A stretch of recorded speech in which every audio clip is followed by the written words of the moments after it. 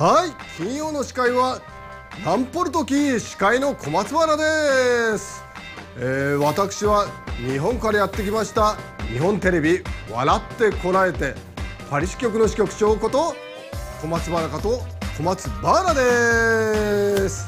今回は、現地支局員、フランスで私たちの、取材を協力していただける現地フランス支局員を募集しに来たのですが、それは後ほどです。今日のラインナップはアニメ漫画リリースドンペルドザ・プレストゥビー忘れられたゲームの歴史。まず最初はノンライフニュースからご覧ください。どんなニュースがあるでしょうか。笑ってこらえて。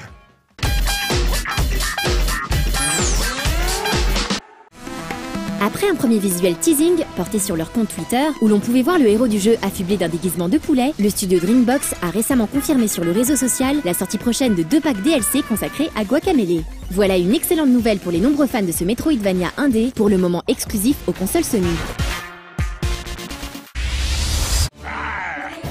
Disponible au moment où vous verrez cette news, Pirates vs Corsairs Davy Jones Gold est un jeu de stratégie arcade reprenant la structure et le gameplay d'un vieux classique 16 bits North and South.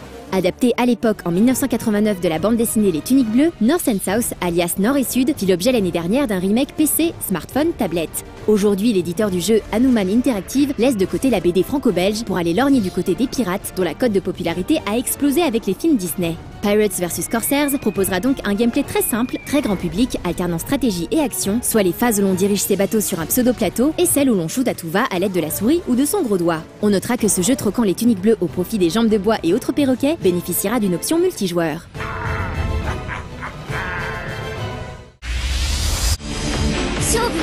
La mode des versions plus Turbo Prime International, si elle semble avoir délaissé le RPG, s'avère toujours aussi vivace dans le genre baston.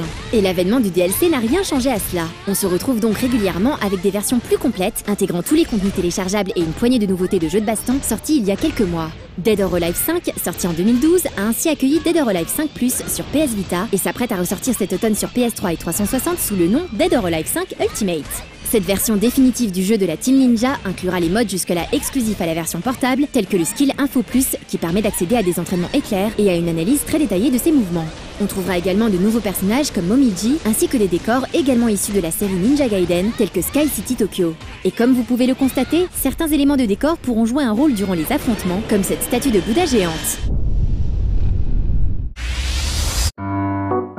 Cette bande-annonce entièrement en français permet de découvrir certaines des nombreuses activités présentes dans ce tout premier Animal Crossing sur 3DS. On le sait, Animal Crossing New Leaf a rencontré un énorme succès au Japon lors de sa sortie fin 2012. Le jeu, également vendu en bundle avec la 3DS XL, se serait écoulé à 3,8 millions d'exemplaires rien qu'au Japon. Tout simplement impressionnant. Est-ce que le jeu sera à même de réitérer ce succès en Europe et aux US? La question reste posée. Maire d'une petite ville paradisiaque, vous devrez tout faire pour la rendre la plus accueillante possible afin d'attirer de nouveaux animaux avec lesquels il sera possible de tisser des relations sociales. Fortement axé sur la notion de collectionnite ou de customisation, ce titre multiplie les tâches et les rendez-vous quotidiens en temps réel, qu'ils soient liés à des fêtes se déroulant IRL ou non. De nombreux animaux viendront ainsi visiter votre ville de façon aléatoire et sur une courte période de temps afin de vous proposer des activités spéciales comme des concours de pêche, de cuisine ou de collection d'insectes rares. D'où une durée de vie colossale. Animal Crossing New Leaf tient bien entendu compte des saisons ainsi que du cycle jour-nuit pour proposer toujours plus d'activités comme des soirées dansantes avec DJ Keke par exemple ou la possibilité d'aller se baigner en mer en ville ou sur l'île de Tortiland durant l'été. Après un teaser, la première bande-annonce complète consacrée à Batman Arkham Origins a été diffusée cette semaine. Pas d'image in-game malheureusement, mais un trailer CGI plutôt sympathique présentant Deathstroke, l'un des nombreux assassins chargés d'éliminer Batman. Comme le nom du jeu l'indique, ce Batman Arkham Origins ne fait pas suite à l'immense Batman Arkham City pour proposer un nouveau contexte situé quelques années avant les événements de Arkham City et Arkham Asylum. On y contrôle donc un Batman plus jeune, moins expérimenté. Autre changement majeur, ce titre n'a pas été développé par Rocksteady Games, à l'origine des 2 premiers volets de la saga, mais par Warner Bros Games Montréal. Fondé en 2010, ce studio n'avait jusque-là développé aucun jeu, si ce n'est le portage Wii U de Batman Arkham City. On espère donc qu'ils auront su se hisser au niveau des productions Rocksteady, sachant que nous devrions pouvoir essayer le jeu lors du prochain E3. Batman Arkham Origins est annoncé sur PS3, 360, Windows et Wii U, sachant qu'une version portable sous-titrée Blackgate sortira également sur 3DS et PS Vita. Celle-ci proposera un gameplay totalement différent et une présentation en 2,5D. Il s'agira du premier titre du studio Armature, composé entre autres d'anciens développeurs de rétro ayant travaillé sur la licence Metroid Prime. Sachez également que Deathstroke, présenté dans cette bande-annonce, sera l'un des personnages jouables dans le mode défi de Batman Arkham Origins via un pack téléchargeable accessible entre autres en bonus de précommande.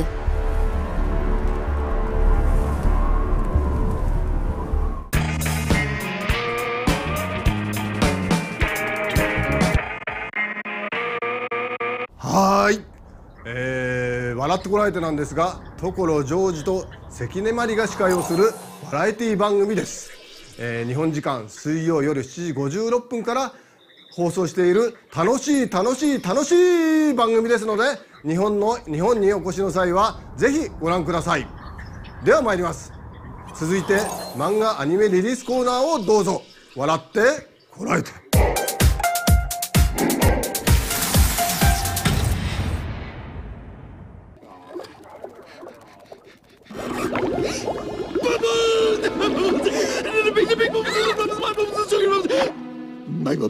Le 5e long métrage des studios Pixar, Le Monde de Nemo, est sorti au cinéma en 2003.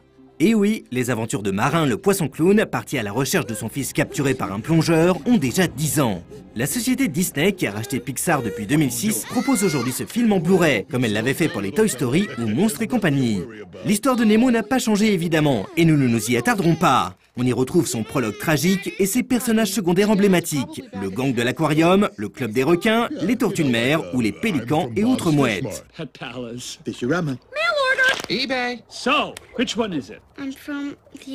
Avec le recul, on constate que Le Monde de Nemo reste un Pixar somme toute assez classique, très axé sur un public familial dans son thème, sa narration et la caractérisation de ses personnages. Ainsi, certaines séquences lourdingues mettant en scène le personnage de Dory, le poisson chirurgien souffrant de troubles de la mémoire immédiate, feront toujours autant grincer des dents les spectateurs préférant le ton plus adulte de films comme Les Indestructibles par exemple. Cependant, le studio Pixar ne semble pas partager cet avis, puisqu'il a annoncé récemment qu'une suite, prévue pour 2015, devrait s'appeler Le Monde de Dory. Nemo reste par contre une véritable vitrine technique, notamment pour ses très beaux décors marins ou son rendu de l'eau et des abysses. L'animation des poissons et crustacés est également impressionnante de réalisme, quelle que soit la situation imposée par le scénario. Cette esthétique est magnifiée en HD par un transfert qui ne faillit jamais, ni dans son rendu, ni dans sa compression, et même pas au niveau des dégradés de couleurs qui sont nombreux et notoirement complexes à encoder.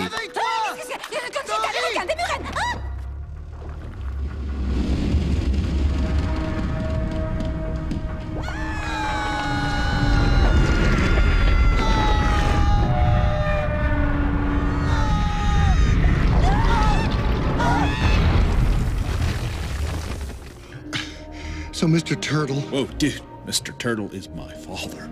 Name's Crush. Crush? Really? Okay, Crush. Listen, I need to get to the East Australian Current. EAC. Oh, dude. You're riding it, dude! Check it out! Disney propose aussi une édition en 3D relief, pour le coup entièrement recalculée pour offrir une véritable profondeur et pas un simple effet de silhouette découpée. Niveau audio, le film est proposé en VO et VF sur 7.1 canaux, pour les chanceux qui en seraient équipés. La VF, qui compte des stars comme Franck Dubosc ou Sami Nasseri, est réussie, mais comme c'est souvent le cas, on y perd certains jeux de mots par rapport à la VO. Okay, grab shell, dude! Grab...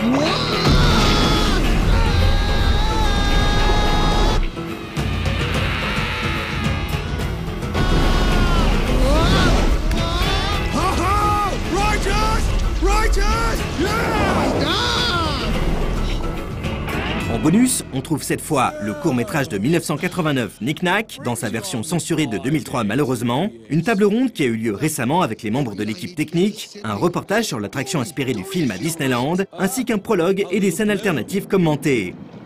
Pour conclure, Nemo est un classique de chez Pixar maintenant disponible dans une édition HD techniquement irréprochable. Si pour beaucoup il ne s'agit pas du meilleur titre du studio californien, il reste néanmoins un divertissement familial agréable et un excellent Blu-ray à ajouter à sa collection. This is all my fault. It's my fault. 29:30. Ready or not? Here I come!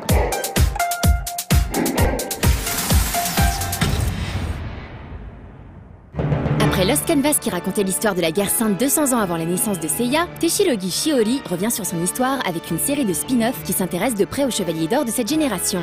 Chaque volume sera consacré à un personnage, le premier s'intéressant à la malédiction qui pèse sur le chevalier des poissons. Rampo Panorama est un recueil d'art de 120 pages signé Maruo Suehiro, maître de l'eroguro, genre mélangeant érotisme et horreur. On y trouve une cinquantaine d'œuvres ciselées de l'artiste, dont des reproductions de pochettes et d'affiches inédites qui rendent hommage à l'écrivain Rampo Edogawa et aux univers poétiques et fantastiques. C'est une édition au tirage limité réservée aux connaisseurs et destinée à un public averti bien évidemment. Tokyo, les années 80. La jeune Nanami vit seule avec son grand-père. Cet anticonformiste a la tête sur les épaules, contrairement à son aïeul qui dilapide l'argent du foyer. Mais ils ont tous deux une passion commune, l'Angleterre. Pile est un récit autobiographique signé Yamazaki Mari, l'auteur de Termae Romae, une excellente série d'un genre différent. Ce volume comporte une préface de Taniguchi Jiro et une postface de Yamazaki elle-même. Pleine d'humour et de sentiments, cette œuvre est particulièrement attachante. Dans le tome 3 de Cesare, Angelo, le jeune étudiant naïf fraîchement arrivé à la Sapienza, l'université de Pise, tombe toujours un peu plus sous le charme de Cesare Borgia. Sera-t-il assez raisonnable pour ne pas faire trop confiance au charismatique leader ? Toujours aussi soigné au niveau de la bibliographie et de la documentation historique, Sorio Fuyumi continue de tracer le parcours de ce grand manipulateur qui croise tous les grands noms de la Renaissance.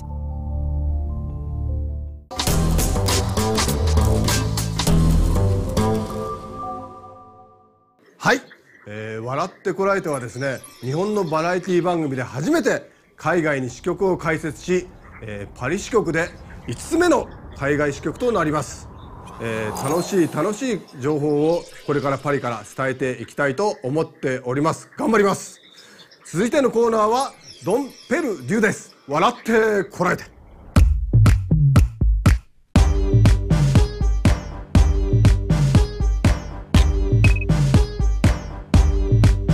Bonjour!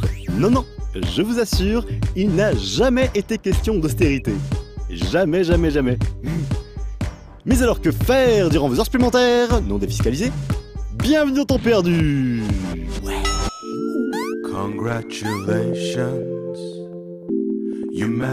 Il y a un mois avait lieu la 26e Ludum Dare, et j'ai oublié de le préciser.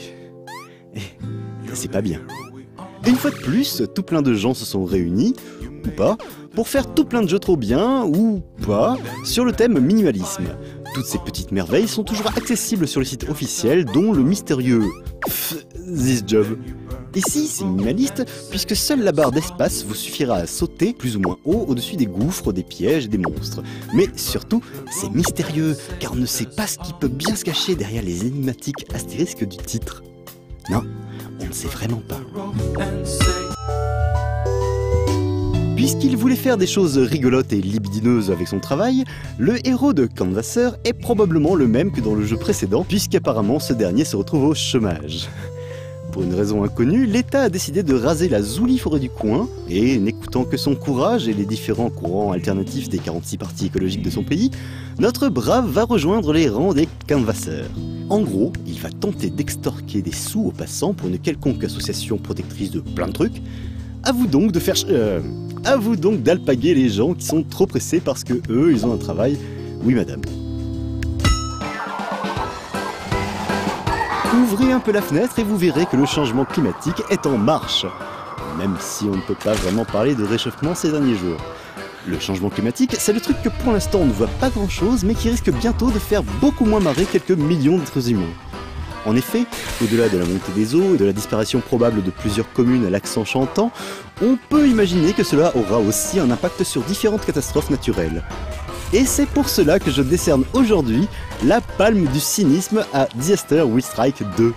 Ici, les œufs, c'est nous. Enfin, je crois. Et notre but est de nous casser, non pour faire des omelettes, mais juste pour rigoler. À grands coups d'ouragan, de tremblements de terre et de trucs trop drôles que nous saurons apprécier à leur juste valeur le jour où ils nous tomberont sur le nez.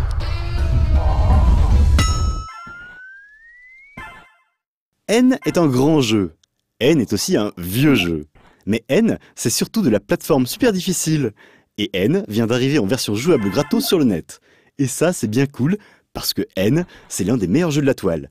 Dépouillé, oui, mais avec de la jolie animation qui déchire, un moteur physique rigolo qui vous éparpille aux quatre coins du niveau si vous avez malheur de croiser une mine, un mode coop qui marche bien mais seulement si vous avez des amis, enfin vous, et quand même 500 niveaux bien tendus du slip. De quoi passer une bonne partie de sa vie devant l'écran, ce qui, est-il besoin de le rappeler, tombe super bien vu qu'il faudrait ne pas oublier que... Pour gagner plus, jouer plus.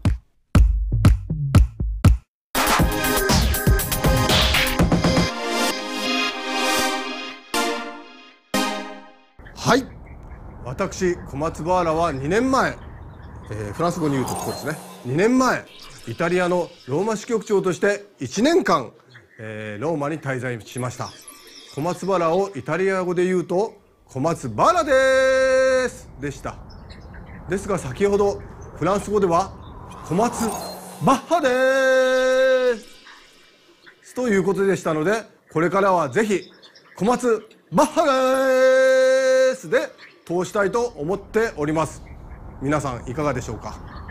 次のコーナーはザ・プレストゥービーです。笑ってこらえて。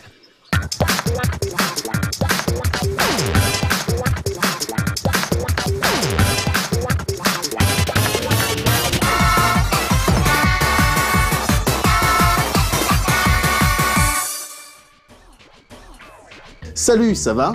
Bienvenue dans The Place to Be. T'es jeune, t'as beaucoup de boulot, t'es en retard dans tout ce que t'entreprends et tu cherches des solutions? Bah tu te démerdes, je suis sous l'eau en ce moment. Et alors pendant que je réfléchis aux excuses originales que je vais devoir sortir à Thierry histoire de gagner du temps, je vais tout de même prendre un peu de ce même temps pour te filer les plans de ce week-end. Mais avant tout, on va aller faire un tour du côté d'un bar dans Paris qui se lance tout juste dans des soirées gaming. À toi Médoc. Merci Médoc. Alors cette semaine, je vais vous parler d'un bar. C'est pas la première fois que je vous parle d'un bar dans The Place to Be. Je vous ai déjà parlé du Kawaii, je vous ai déjà parlé du dernier bar avant la fin du monde. Là aujourd'hui c'est le Truc-Muche. Alors pourquoi je vous parle du Truc-Muche? Bah premièrement parce que quand on vous raconte qu'on a fait les aventures avec les Moguri et tout, bah ça nous arrive de passer par ce bar. Donc on connaît bien le terrain, on va dire ça comme ça. Et puis ensuite et surtout parce que cet été en fait tous les mardis dans ce même bar il y aura des soirées gaming avec du Mario Kart et d'autres carrés comme ça. Et en l'occurrence ce soir, pour inaugurer un petit peu cette initiative, il va y avoir un petit concert donné par quelqu'un que vous êtes peut-être quelques-uns à connaître, un ami de la chaîne en tout cas. Vous allez voir ça. Viens avec moi. Non, Aurélien, viens, c'est par là.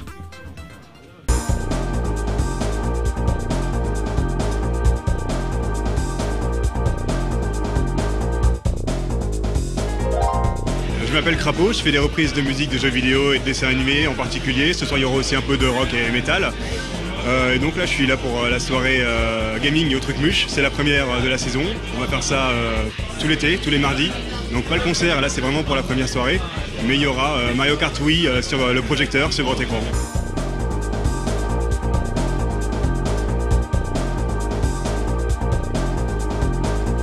On va commencer avec donc rock metal, il y aura du Foo Fighters, Rage Against the Machine, version acoustique par contre, donc des arrangements un peu sympas.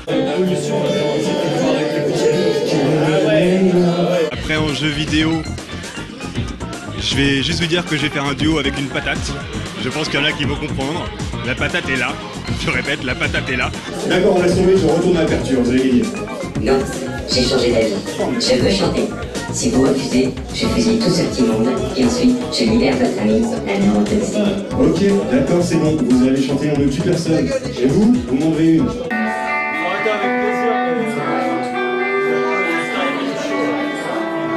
Qu'est-ce que j'ai comme musique de jeux vidéo? J'ai un medley Zelda dont je suis assez fier. Au ukulélé, je me sample. Le ukulélé boucle. Et par-dessus, je fais de la flûte irlandaise et ensuite de l'ocarina.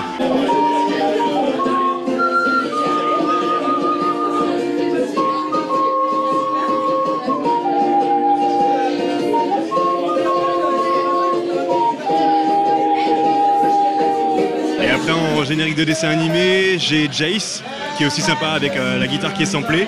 Jace et les Conquérants de la Lumière. Et qu'est-ce que j'ai d'autre de prévu? Cobra, en balade acoustique. Voilà, et je fais ça depuis un moment. Je fais aussi partie de l'association Doremi Game et compagnie. Donc là, à ce moment-là, dans ce cadre-là, on fait ça en groupe, dans une structure groupe de rock. Donc c'est un peu plus péchu, on fait les conventions genre Japan Expo, Epitanim, d'ailleurs on va faire Epitanim, Geekopolis aussi. Alors le Truc-Muche c'est un endroit où je viens depuis pas mal de temps, quelques années on va dire.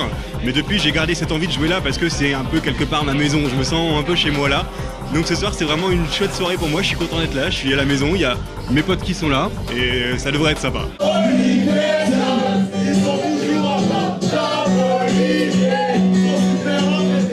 Mon impression c'est que d'une manière générale, ouais, les soirées gaming, c'est un peu quand même pour ramener les gens.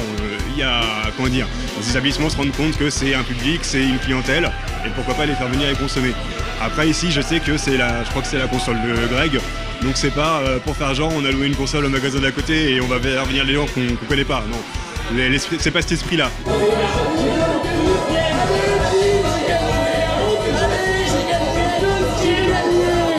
Voilà, c'était les soirées gaming au Trucmuche. Donc si vous êtes dans le coin de Bastille et puis que vous avez envie de vous détendre et passer du quality time avec vos amis, je vous invite à aller jeter un œil.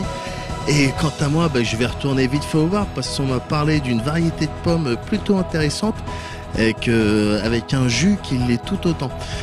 Voilà, je vous laisse. Au revoir. Tiens, reprends ça.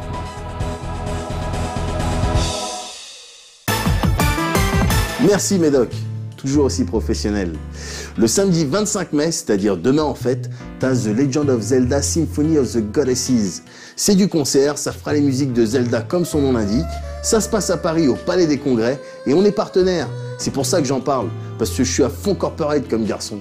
D'ailleurs, je porte en ce moment même un slip estampillé No Life sur moi. Un slip avec marqué Viriard devant. Non, je déconne, mais en faisant ma vanne, je suis en train de me rendre compte que c'est une trop bonne idée. Appelle MO5, Alex. Le 25 et le 26 à Paris-Est-Montreuil, t'as le Festival des cultures de l'imaginaire Geekopolis. Un festival plutôt ambitieux qui réunira pas mal d'invités prestigieux et des activités que t'es censé aimer. Notamment Marcus qui va jouer à Pain IRL, c'est-à-dire qu'il aura une vraie catapulte et il enverra des vrais gens. Crazy. En plus, j'y serai, parce que le truc c'est qu'on est partenaires. C'est pour ça que j'en parle, parce que je suis à fond corporate comme garçon. D'ailleurs, je porte en ce moment même un slip estampillé No Life sur moi. Un slip avec marqué The Place to Be devant. Voilà, c'est tout ce que j'ai noté pour cette semaine. Alors on regarde souvent les feedbacks de nos émissions sur notre forum, et dernièrement j'ai vu qu'un jeune demandait à ce qu'on parle des events une semaine à l'avance, histoire que tout le monde puisse avoir le temps de se préparer et tout. Alors ouais, c'est pas con, ouais. Mais du coup, je suis vexé de pas y avoir pensé avant. On va essayer de mettre ça en place pour les prochains. Ou ceux d'après. Ou quand on a le temps, en fait. Je suis sous l'eau, Alex. J'ai la tête de moi, je suis sous l'eau.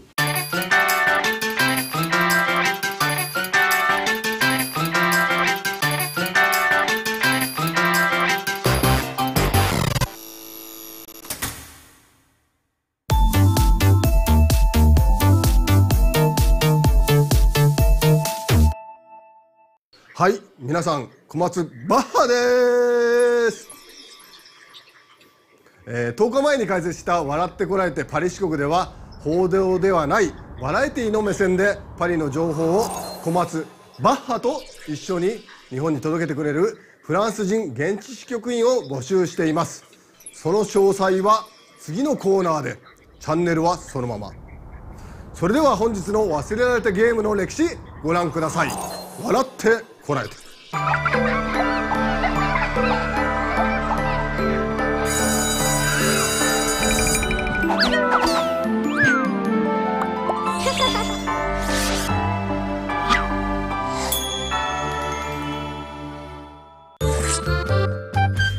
Mes chers enfants, s'il y a bien un genre de jeu qui ne déchaînait pas les passions autrefois en France et qui pourtant cartonnait au Japon, c'était bien le catch. D'ailleurs, parmi vous, qui connaît ici la série des Fire Pro Wrestling? Ouais, je m'en doutais un peu. En même temps, ça tombe très bien car nous allons justement étudier le cas de Super Fire Pro Wrestling spécial sur Super Famicom. Un titre totalement méconnu chez nous. Et même si vous n'aimez pas le catch, je parie qu'il va vous surprendre. La série des Fire Pro Wrestling a été initiée sur PC Engine en 1989 par un éditeur dont la spécialité a longtemps été les jeux de sport. Il s'agit de Human Entertainment, à qui l'on doit aussi les célèbres Final Match Tennis ou encore Formation Soccer. Chez nous, Fire Pro Wrestling a rapidement été dénigré par la presse spécialisée et les joueurs, mais au Japon, la licence est considérée comme la première grande simulation vidéoludique de catch. Elle jouit désormais d'un statut culte et occupe une place de choix dans l'histoire des jeux du genre. Chaque nouvel épisode a su apporter son lot de nouveautés et séduire davantage de nouveaux joueurs nippons. Et le Super Fire Pro Wrestling spécial, considéré comme le 7e épisode, est de loin celui qui va le plus faire parler de lui. Déjà, Human craque son portefeuille en utilisant une taille mémoire de 32 mégas au lieu des 12 mégas habituels sur Super Famicom. Ce qui permet ainsi d'améliorer considérablement la qualité des animations, les idées de mise en scène, le nombre de coups, de projections ou encore de catcheurs. La quantité de ligues, de combattants et de catégories est impressionnante pour l'époque et elles se basent toutes sur des éléments, des championnats ou des lutteurs existants dans la réalité.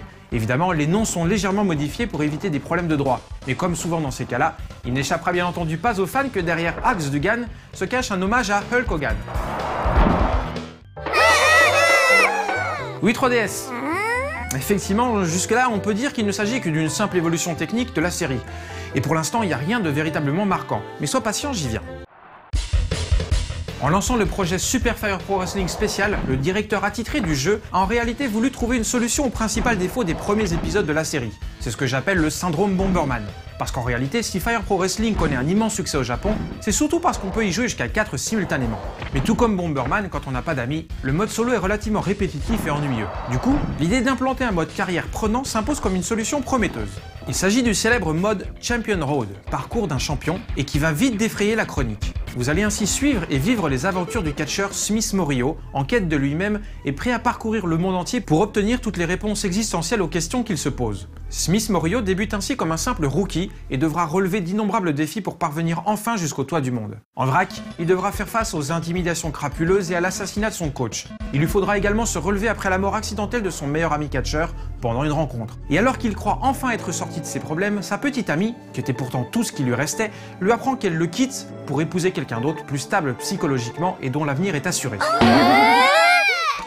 Attendez mes enfants, ce n'est pas encore fini. Après avoir fait le deuil de sa liaison brisée avec sa fiancée, découvert l'assassin et vengé la mort de son coach, Smith Morio parvient enfin à toucher le bonheur du bout des doigts. Il accède à vos côtés et après des heures et des heures de jeu, au titre de champion du monde toutes catégories confondues.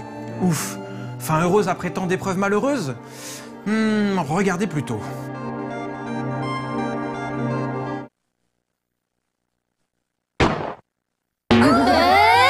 Non mes enfants, vous n'êtes pas sourdes. Smith Morio, au sommet de sa gloire, a finalement choisi de se tirer une balle et de se suicider. Une question 360 ? Eh bien, le directeur et le scénariste responsable de tout ça n'est autre que le charismatique Suda Goichi, ou Suda 51 pour les francophones. C'est à lui que l'on devra plus tard Killer 7, No More Heroes, Lollipop Chainsaw et tant d'autres œuvres marquantes. On s'en doute, une telle fin n'a pas laissé les joueurs japonais indifférents. Mais si l'on en croit le témoignage de Suda Goichi, loin d'applaudir l'originalité macabre et qui sortait enfin des sempiternels happy end à la shonen Nekketsu, des centaines de fans de la licence sont entrés dans une colère folle, au point de poster des retours d'enquête haineux envers Human et son jeune scénariste. Les plus virulents souhaitaient une mort violente pour Suda Goichi, tandis que les plus mesurés exigeaient qu'Human leur rembourse le prix de la cartouche pour cette conclusion qu'ils jugeaient totalement scandaleuse. Quoi qu'il en soit, Super Fire Pro Wrestling Special est certainement l'épisode le plus marquant de la série et il est aujourd'hui culte. Aussi bien pour les amoureux de catch que pour les fans de Suda Goichi qui signe ici le premier grand coup de sa brillante carrière. Vous voyez mes enfants, la série Fire Pro Wrestling reste chez nous une grande oubliée de la Playhistoire, mais elle a pourtant largement de quoi marquer les esprits. Voilà, ce sera tout pour aujourd'hui et pour la semaine prochaine, je vous dispense du mode story parce qu'il est vraiment trop triste et que vos larmes risqueraient de vous court-circuiter. Avouez que ce serait idiot quand même, hein. Allez, filez.